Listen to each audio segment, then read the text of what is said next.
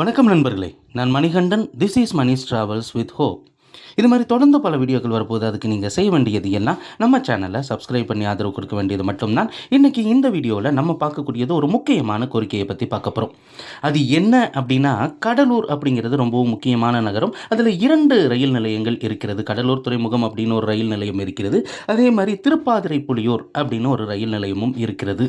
இந்த திருப்பாதிரை புலியூரில் இருந்து புறப்படக்கூடிய ரொம்ப நீண்ட தூரத்துக்கு போகக்கூடிய ஒரே ரயில் அப்படின்னு பார்த்தோம்னா திருப்பாதிரை புலியூரிலிருந்து திருச்சி வரைக்கும் செல்லக்கூடிய பயணிகள் ரயில்.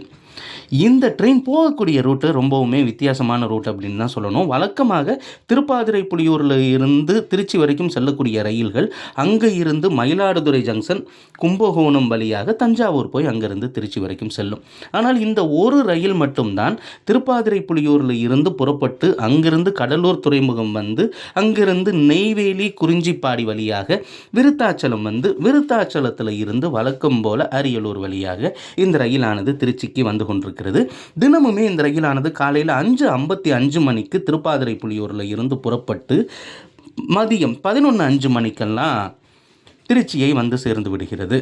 ரிட்டன் டைரக்ஷனில் இந்த ட்ரெயின் கிளம்பக்கூடிய நேரம் அப்படின்னு பார்த்தோம்னா மாலை 3:45 மணிக்கு தான் புறப்பட்டு மீண்டும் 8:30 மணிக்கு திருப்பாதிரை புலியூரை சென்றடைகிறது. இந்த ரயிலை பழனி வரைக்கும் நீட்டிக்க வேண்டும் அப்படிங்கிற கோரிக்கை ரொம்ப நாளாகவே இருந்துக்கிட்டு இருக்கு. ஏன்னா திருச்சி வரக்கூடிய இந்த ரயிலானது வேறொரு ரயிலாக வேறொரு இடத்துக்கு போகலாம். ஆனால் இந்த ரயிலை பழனி வரைக்கும் நீட்டிக்க வேண்டும்.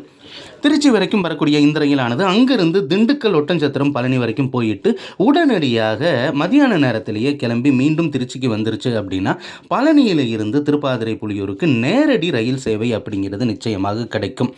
நேரடி ரயில் சேவை மட்டுமல்ல, நெய்வேலி, வடலூர் இந்த பகுதியில் இருந்தும் பழனிக்கு செல்பவர்களுக்கு அது ஒரு நல்ல வரப்பிரசாதமாக இருக்கும். ரயில்வே நிர்வாகம் மனசு வைக்கணும். எந்த ஒரு திட்டமுமே கோரிக்கையுமே நல்ல வரவேற்பை தரக்கூடியது அப்படின்னு ரயில்வே முடிவு பண்ணி நிச்சயமாக அது மேலே நம்பிக்கை வச்சு அந்த ரயிலை நீட்டிச்சாங்க அப்படின்னா நல்லது ஒரு வருமானம் கிடைக்கக்கூடிய ரயிலாக இருக்கிறது. அது மட்டும் இல்லாமல் இது போகக்கூடிய ரூட்டும் வித்தியாசமான ரூட்டு.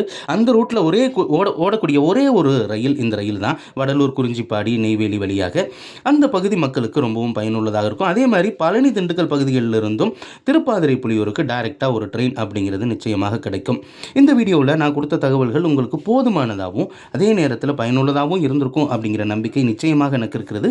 இந்த தகவல்கள் நம்முடைய நண்பர்களை சென்று சேர வேண்டும். அதற்கு நீங்கள் செய்ய வேண்டியது இந்த வீடியோவை ஷேர் பண்ண வேண்டியது தான். அடுத்த ஒரு வீடியோவில் பார்ப்போம். அது வரைக்கும் நன்றி, வணக்கம் நண்பர்.